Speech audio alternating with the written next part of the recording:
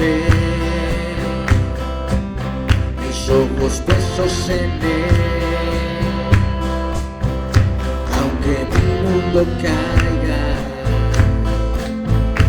mi esperanza es en Él. Aún en la tempestad,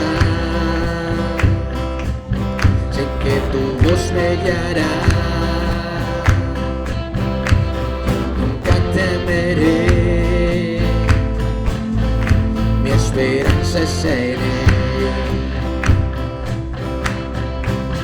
Cantamos aleluya, vivo estás. Cantamos aleluya, por la eternidad. Cantamos aleluya, vivo estás. Cantamos aleluya, por la eternidad. Libre de mi pasado, mi destino está en Él. Ahora tengo futuro, mi esperanza está en Él. Mis ojos han visto aquel que venció, aunque mi fuerza sé que seguro estoy. Cantamos aleluya, vivo estás. Cantamos aleluya, por la eternidad. Cantamos aleluya, vivo estás. Cantamos aleluya, por la eternidad. Oh, oh, oh,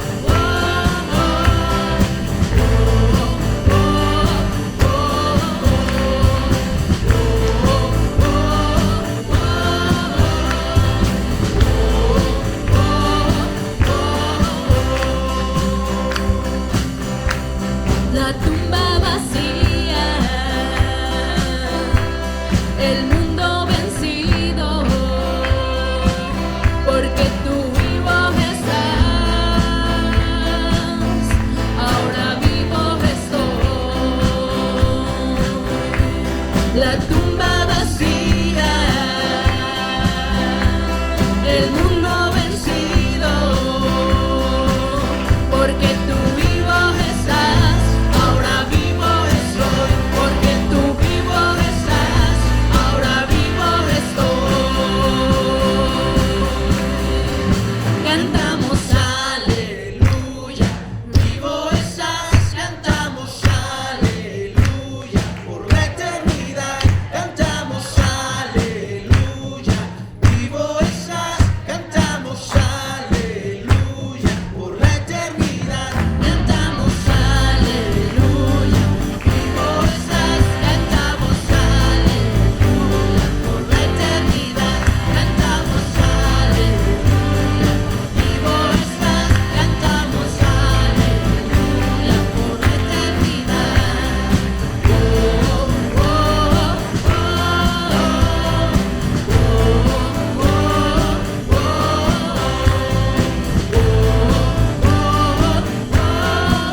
cantamos aleluya, por la eternidad.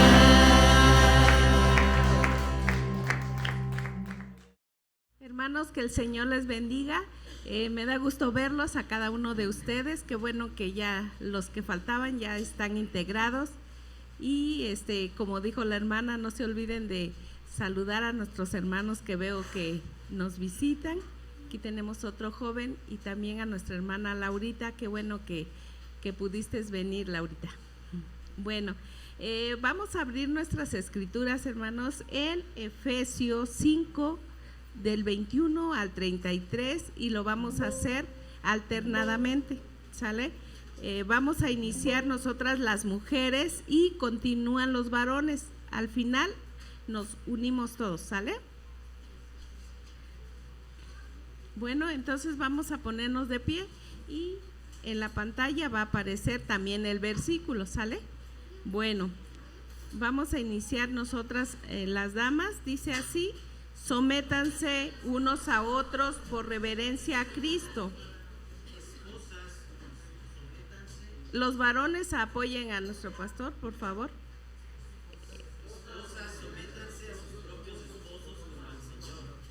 Porque el esposo es cabeza de su esposa, así como Cristo es cabeza y salvador de la iglesia, la cual es su cuerpo. Así como la iglesia se somete a Cristo, también las esposas deben someterse a sus esposos en todo. Esposos, amen a sus esposas, así como Cristo amó a su iglesia y se entregó por ella. Para hacerla santa, Él la purificó, lavándola con agua mediante la palabra. Para presentarla a sí mismo como una iglesia radiante, sin mancha ni arruga, ninguna otra imperfección, sino santa e intachable. Asimismo, el esposo debe amar a su esposa como a su propio cuerpo. El que ama a su esposa se ama a sí mismo. Pues nadie ha odiado jamás a su propio cuerpo, al contrario, la alimenta, la cuida, así como Cristo hace con la iglesia. Por eso dejará el hombre a su padre y a su madre y se unirá a su esposa y los dos llegarán a ser un solo cuerpo. Esto es un misterio profundo. Yo me refiero a Cristo y a la iglesia. En todo caso, cada uno de ustedes ame también a su esposa como a sí mismo y que la esposa respete a su esposo. Muy bien, hermanos, inclinemos nuestro rostro y vamos a dar gracias a Dios por su palabra. Padre, en esta hermosa mañana, bueno, ya casi mediodía, yo te pido que tú bendigas tu palabra y que bendigas a tu siervo, el pastor Will, que nos trae este mensaje. Habla a nuestros corazones y permite, Padre, que podamos practicarlo, podamos entender y sobre todo obedecerla, porque es tu voluntad. En el nombre de Jesús, amén.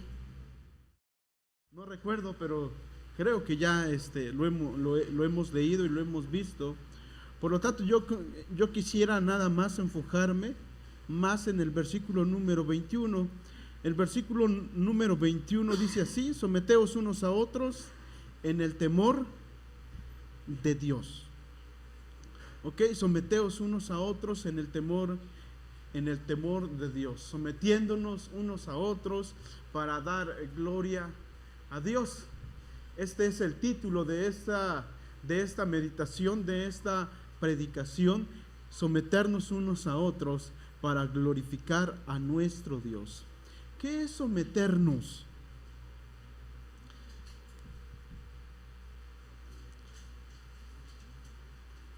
Allí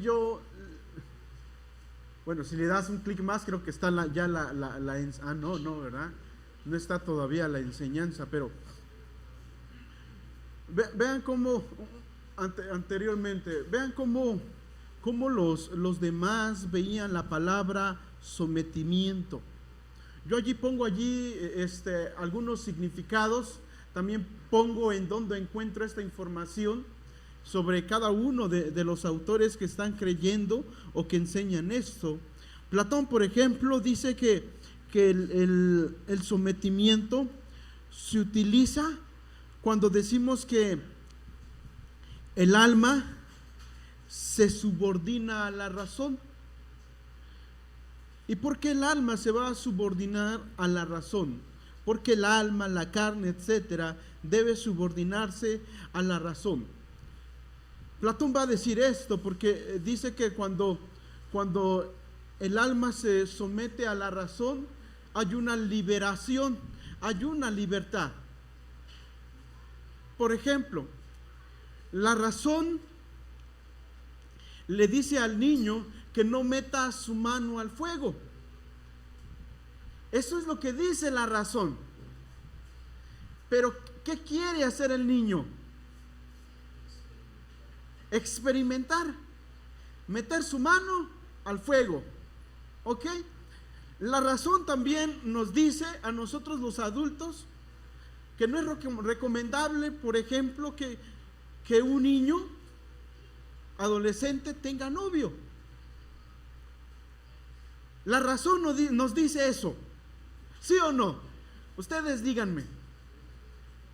razonablemente la razón nos dice que no. Pero nuestra alma y nuestros sentimientos, recuerdan que la vez pasada hablamos del corazón. ¿De dónde salen los deseos? Del corazón. ¿De dónde sale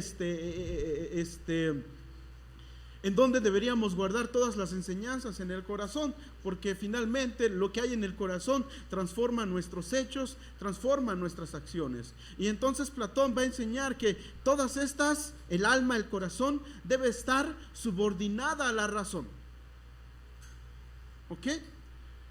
Si su hijo está platicando con una mujer casada, ¿qué le diría a usted? ¿Qué dice la razón? La razón dice que no. Los más grandes diríamos que no. ¿Por qué? Finalmente, una de esas, si usted no conoce de Biblia, podría decirle: hey, te van a cachar.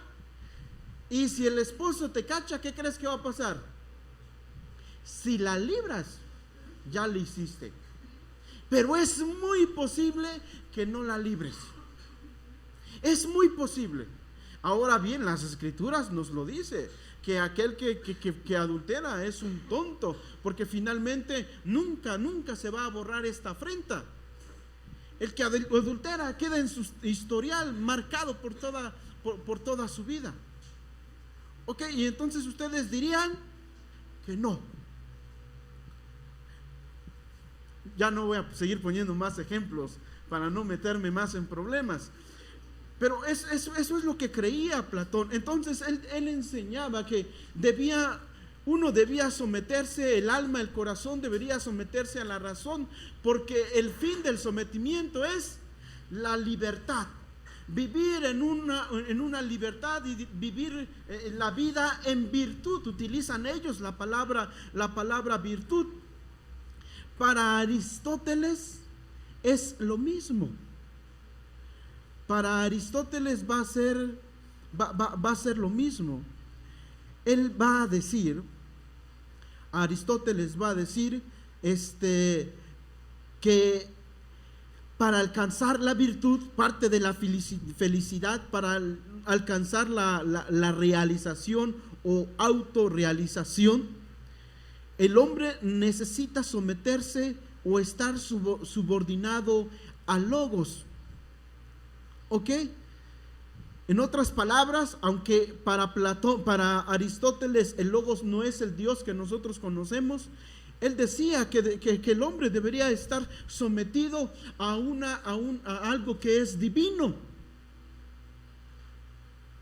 Y él enseñaba esto porque él dice que a la luz de esto, cuando el hombre se somete bajo el logos, bajo el Dios divino, entonces él dice que alcanzamos la virtud completa, alcanzamos la integridad completa, porque se va a enseñar que para el hombre necesita algo, un ser superior para vivir, un ser divino para vivir. Y cuando entonces este ser divino es conocido y obedecido, nosotros entonces quedamos felices, somos libres. Esta divinidad transforma nuestras vidas.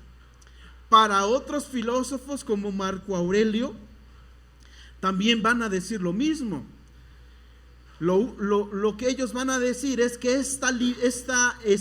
esta subordinación finalmente nos va a dar una libertad interior.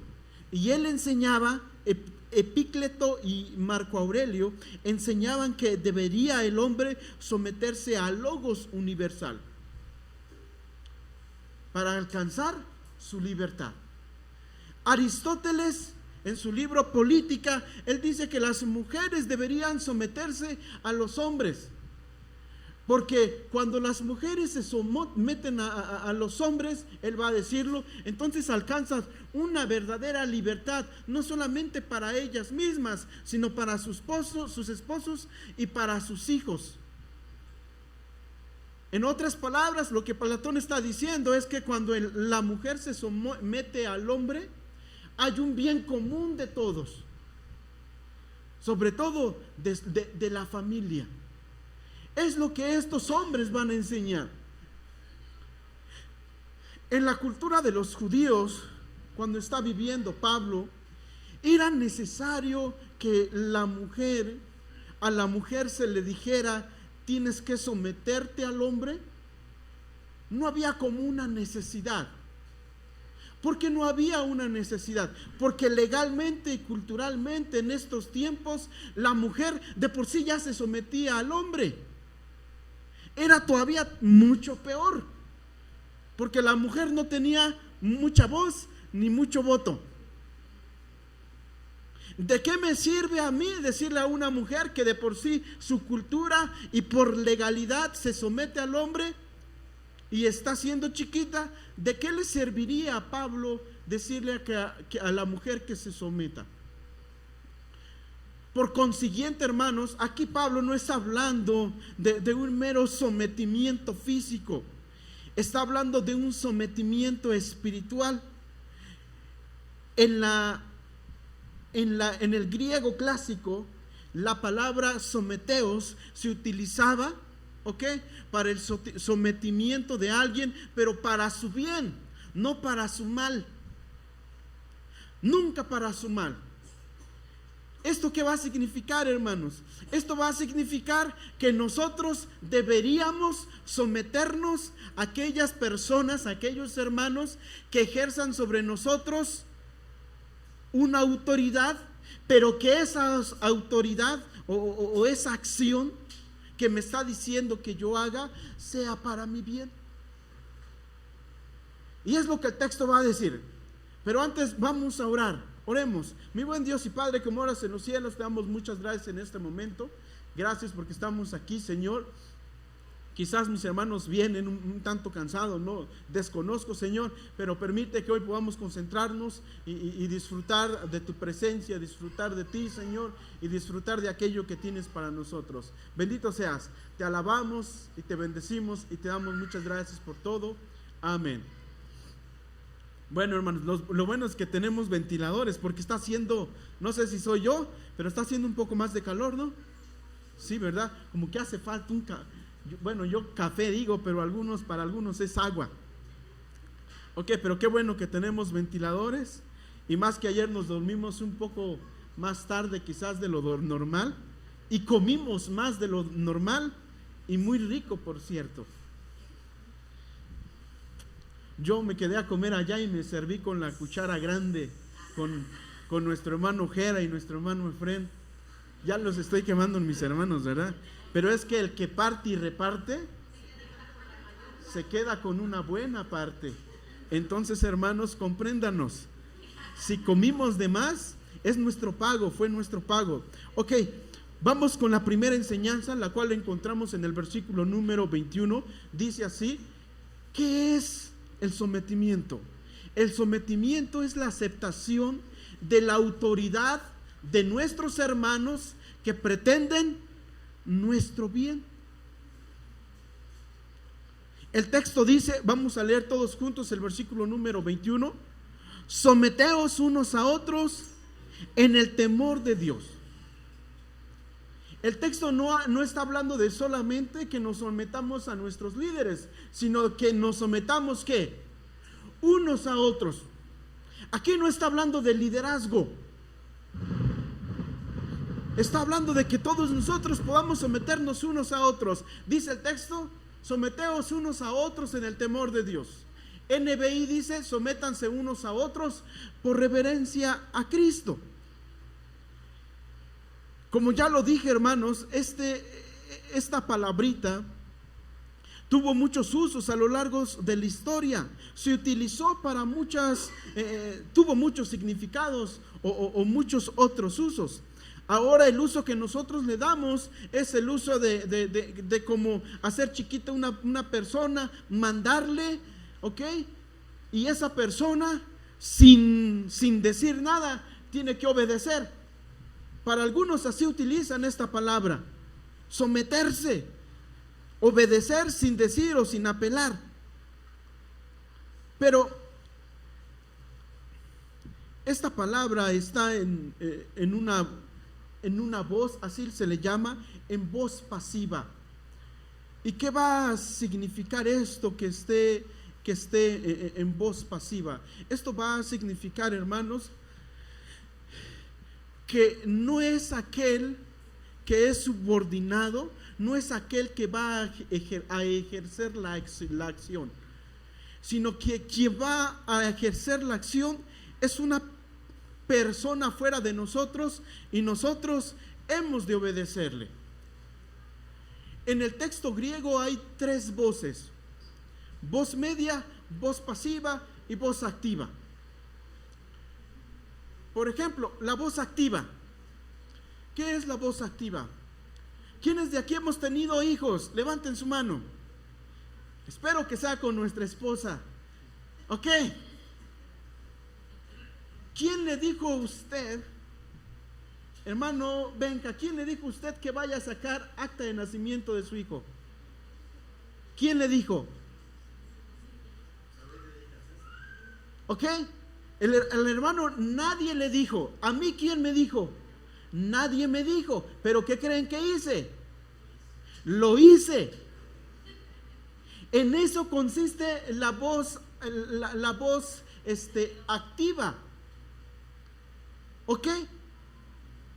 En eso consiste la voz activa. Es una acción que nuestro hermano está haciendo, pero que nadie le está dando una orden. El hermano está ejecutando la acción. Agarró los papeles que tuvo que agarrar y se fue al registro civil, ¿es verdad? Al registro civil. Él está haciendo la acción. Él está haciendo la acción. ¿Ok? Pero en la voz pasiva es alguien que nos dice lo que tenemos que hacer para nuestro bien. ¿Qué consejo le daríamos a nuestro hijo cuando está pasando por circunstancias malas? O simple y sencillamente cuando le dicen a su hijo: hijo, ve por las tortillas. ¿Quién está haciendo primeramente la acción? El papá. El papá está haciendo primeramente la acción. La acción no nace con el hijo. ¿Dónde nace la acción? Con el papá. ¿Sí? Porque el papá se levanta y le dice: ya que deja ese celular. No tiene celular, hermanos, no tiene celular. Es un ejemplo. Deja ese celular porque estamos en el templo. Uy, ¿y qué tiene que hacer ya que? Dejar el celular.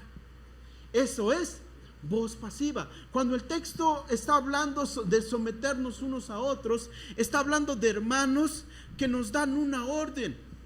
Hermanos que nos dan una orden para mejorar o transformar nuestra vida espiritual. Como cuando un hermano le dice: hermano, deje de pecar, porque ayer lo caché que estaba haciendo algo mal, deje de hacerlo, porque eso destruye su vida, eso destruye su comunión con Dios. ¿Qué debe de hacer el hermano? Someterse. Y es en este contexto que se utiliza la voz pasiva, en donde un hermano nos da una orden. ¿Ok? Un hermano nos da una orden y nosotros nos sometemos a esa orden. Pero en los demás textos, como primera de Pedro, en los textos que hablan de un sometimiento a nuestros gobernantes, no está en voz pasiva, sino que está en voz activa. En otras palabras, con nuestras autoridades, si nos dicen que los que manejamos tengamos una licencia, ¿qué deberíamos de hacer? Sin que nos estén diciendo cada rato, nosotros vamos. Pero cuando nuestra autoridad nos dé una orden y nos diga: tienes que enseñarle a tu hijo que hay millones de géneros, ¿qué tenemos que hacer nosotros? ¿Qué le diríamos? ¿Debiéramos nosotros someternos a esta autoridad? Y la respuesta es no. ¿Por qué? Porque la respuesta, el sometimiento, hermanos, tiene su fin la transformación del hombre, pero la transformación del hombre para su bien. Así se utilizaba. De lo contrario, si alguno de nosotros es ordenado por alguno de nuestros hermanos a hacer lo malo, nosotros diríamos no. Porque eso a mí no me ayudaría para mi bien. Eso a mí me destruiría. Eso a mí me va a destruir. Por lo tanto, por eso esta es la primera enseñanza. La sumisión o el sometimiento es la aceptación de la autoridad de nuestros hermanos para que pretenden nuestro bien. ¿Deberían nuestros hijos someterse a nosotros? Pues le pretendemos nuestro bien. Pero más adelante Pablo va a decir: padres, no exasperéis a vuestros hijos. No siempre tenemos la razón. Y hermanos, esta es la invitación de Pablo: sometámonos unos a otros. Y este sometimiento tiene que ver más con el entorno espiritual. Y el texto va a agregar: someteos unos a otros por reverencia al Señor. Por reverencia al Señor. Esta es la segunda enseñanza. El sometimiento es relacional como en el Señor. El sometimiento siempre es relacional y como en el Señor. Siempre va a depender de nuestra relación. El texto dice así: esposas, sométanse a sus propios esposos como al Señor. Porque el esposo es cabeza de su esposa, así como Cristo es cabeza y salvador de la iglesia, la cual es su cuerpo. Así como la iglesia se somete a Cristo, también las esposas deben someterse a sus esposos en todo. Cuando Pablo va a escribir aquí, sométanse, yo creo que Pablo está haciendo como una revolución, porque a lo que antes se enseñaba es que la mujer tenía que someterse sin palabra alguna, sin repeler. Vamos a tener 5 hijos. ¿Por qué? Pues porque yo mando. ¿Y la mujer qué hacía? Pues lo que tú digas. Pues ¿qué hace más la mujer? Solamente podía decir sí. Pero Pablo parece ser que va a hacer una revolución aquí. Esposas, sométanse a sus propios esposos. ¿Como quién? Como al Señor. La traducción contemporánea de la Biblia traduce así: estén unidos mutuamente por respeto al Señor. Las esposas, únanse a sus propios esposos como lo hacen con Cristo. Y pone allí esta versión: únanse, porque el significado del sometimiento, hermanos, el significado del sometimiento se trata de una unión que nosotros hacemos, una unión en donde finalmente alguien nos aconseja, alguien nos dice y finalmente nos da una orden. ¿Para qué? Para nuestro bien. Pero esta orden solamente se va bajo los términos de una buena relación. De una buena relación. Y entonces en esta relación ambos aceptan su papel. Por ejemplo, cuando hablamos de un rey y un siervo, vamos con el pueblo de Israel. El pueblo de Israel pidió rey y Dios les dijo: si ustedes piden rey, pues va a pasar todas estas cosas. ¿Y qué dijeron qué dijo el pueblo de Israel? Queremos rey. Pero Dios les dice: el rey les va a pedir a sus hijas para que les sirvan. ¿Ustedes quieren eso? ¿Y el pueblo qué dice? Queremos rey. Bueno, el pueblo a ustedes les va a quitar su dinero y les va a hacer pagar impuestos, ¿Quieren eso? Queremos, Rey. Entonces se acepta una relación. Hay una relación en donde las dos partes saben cuál es su función. Saben cuál es su función. Cuando firmamos un contrato de matrimonio, cada uno de nosotros sabemos cuál es nuestra función y lo aceptamos. Pero Pablo va a agregar como quién. Como quién deberíamos someternos. Como al Señor. Y Pablo agrega como al Señor. Pablo está diciendo a los esposos: ustedes ya no tienen por qué ejercer violencia física para con su esposa, porque así no es la obediencia al Señor. Ustedes ya no tienen que manipular a su esposa, porque en esa relación que tienen, tiene que ser como una relación semejante a la que tenemos con Dios. Una relación en donde no hay violencia, una relación en donde no se me exige a patadas, una relación sana. Pero esposas, sométanse a sus propios esposos como al Señor. Y Pablo agrega: porque el esposo es cabeza de su esposa, así como Cristo es cabeza y salvador de la iglesia. Y vean que pone Pablo, cómo va a comparar esto con la iglesia. Cristo, ¿qué es? Cabeza, pero también ¿qué es? Es salvador. Ahora pensemos en qué hizo Dios, qué hizo Jesús, que es Señor de la iglesia, por la iglesia.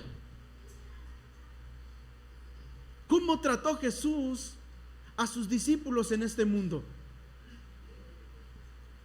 Es así como nosotros deberíamos tratarnos. El sometimiento es relacional como en el Señor. La enseñanza número 3, hermanos, va a ser esta. Lo encontramos en los siguientes versículos. El sometimiento debe ser llevada a cabo en amor relacional. Acompáñenme a leer, por favor, el versículo 25 y 26. Leemos todos juntos. Esposos,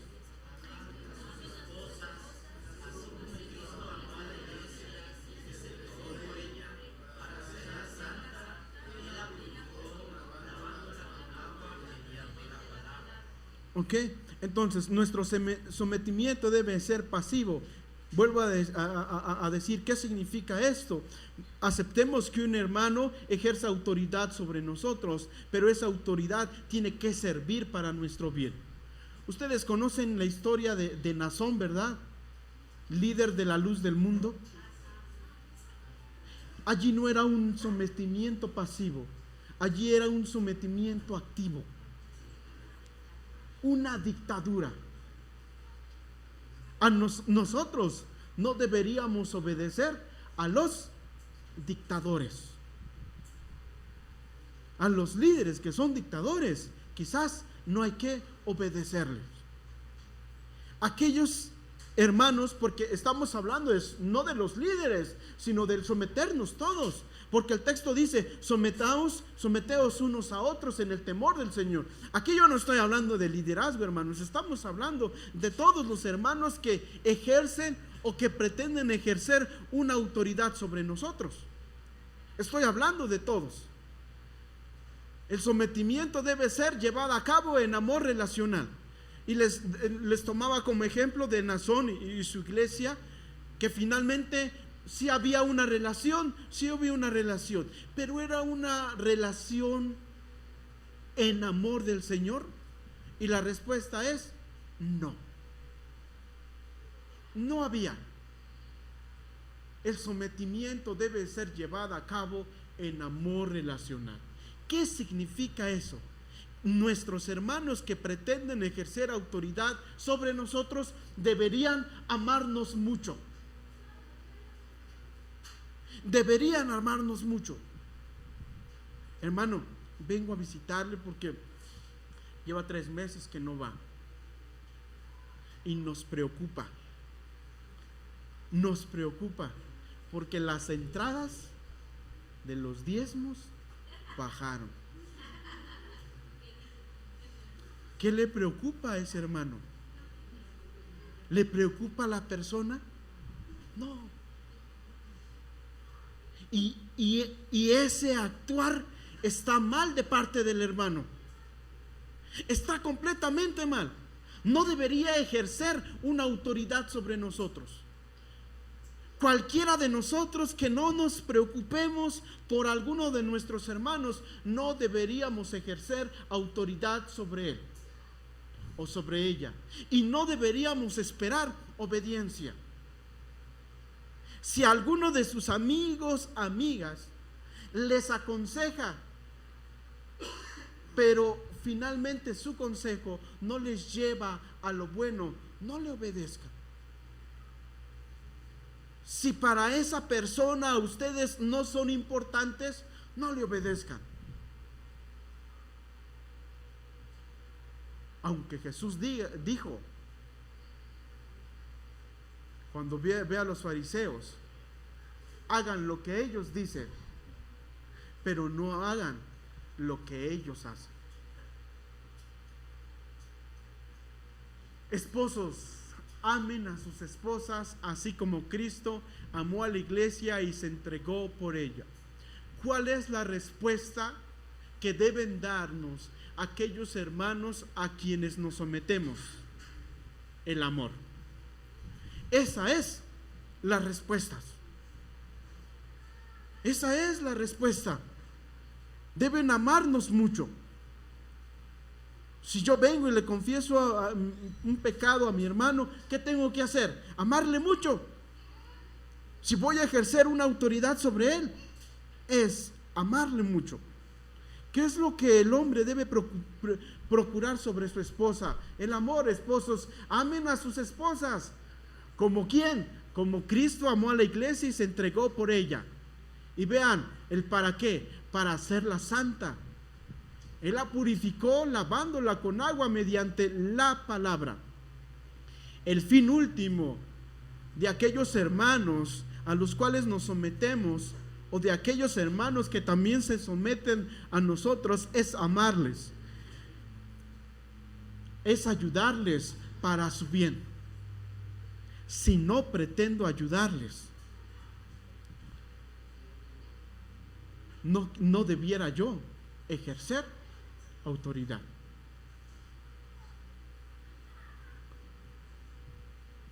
Un hermano dijo: yo fui a visitar a unos esposos que son inconversos y les dije cómo el esposo y cómo la esposa deberían comportarse en su matrimonio. La pregunta aquí es: ¿deberíamos nosotros decirle a una persona inconversa, a una mujer inconversa, que se someta a su esposa? El problema es que la gente que no conoce a Dios no quiere agarrar como autoridad las Escrituras. Ese es un problema.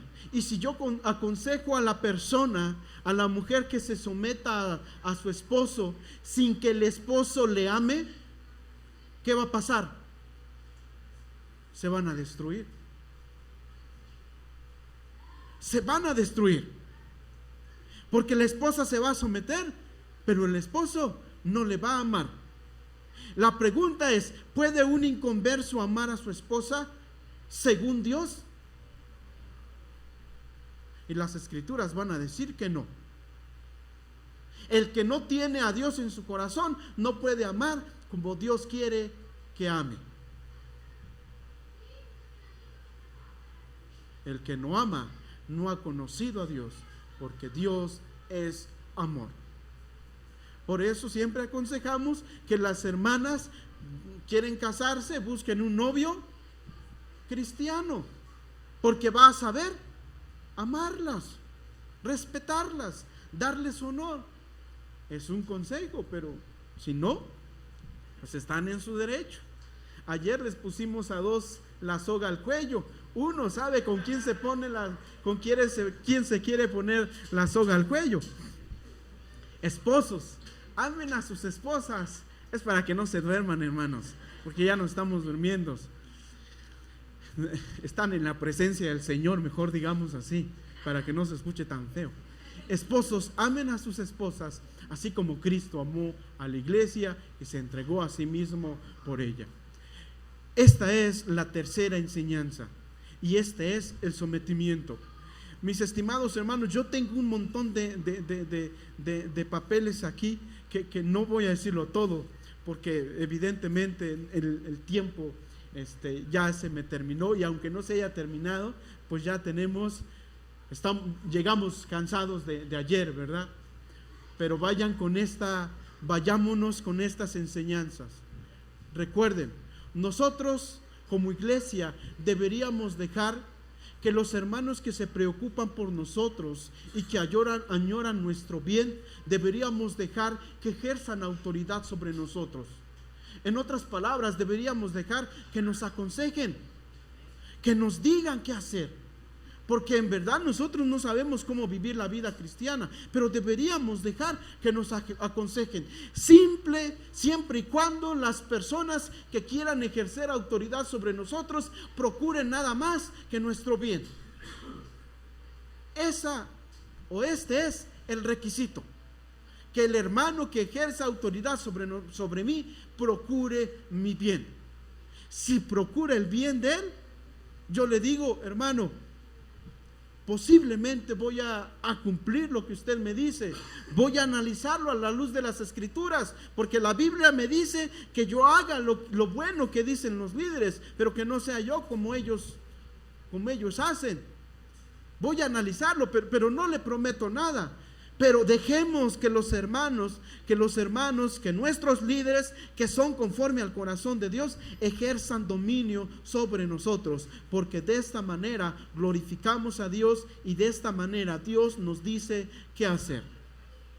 Recordemos también que ejercer autoridad sobre nuestros hermanos, que para ejercer autoridad sobre nuestros hermanos necesitamos desarrollar una relación. Lo necesitamos hacer. Si nuestros líderes quieren ejercer autoridad sobre nosotros, tienen que relacionarse con nosotros. Si son los primeros que se van de la iglesia o del templo, no les hagan caso, pues no se relacionan con nosotros, no lo hacen. Es difícil, pero pues tenemos que decirlo. No podemos esconder las cosas y no lo podemos decir más levemente. Lo tenemos que decir. Y lo último, si hemos de ejercer autoridad sobre nuestros hermanos, amémosles. Para que son los que son líderes, la respuesta que ustedes deberían de tener a nuestro sometimiento es el amor. Si esa no es la respuesta de usted no debería ejercer autoridad sobre nosotros. Si alguien llega a confesarle su pecado como líder, su respuesta a usted tiene que ser llena con amor. Si no hay amor, entonces no hay nada. Vamos a orar. Mi buen Dios y Padre, que moras en los cielos, te damos gracias en este tiempo. Gracias, a mí me enseñas, Padre, y a mí se me hace muy difícil someterme a mis hermanos. Se me hace difícil, pero ayúdame a tener humildad para hacerlo. Ayúdame a tener humildad para hacerlo. Ayúdame también, ayuda a mis hermanos, a mí, a todos, a tener discernimiento. Porque sabemos, Padre, que nuestros líderes son aquellos en quien finalmente necesitamos acatarnos. Pero sabemos también que tú eres el último que tiene la palabra. Y es a ti a quien deberíamos acatarnos siempre. Permítenos amar a aquellos hermanos a quienes aconsejamos, a quienes a veces opinamos sobre lo que deberían de hacer. Ayúdanos a amarlos. Y aquellos hermanos que también, Padre, ejercen autoridad sobre nosotros, ayúdales también a amarnos, que ellos puedan amarnos y quieran y puedan procurar nuestro bien. Bendito seas. Ayúdanos también a relacionarnos unos con otros, para que, Padre, este sometimiento no sea algo erróneo, sino que sea sano, algo que sea conforme a tu voluntad. Bendito seas. Te alabamos y te bendecimos y te damos gracias por todo y en todo. En Cristo Jesús. Amén. Hermanos, que el Señor les bendiga.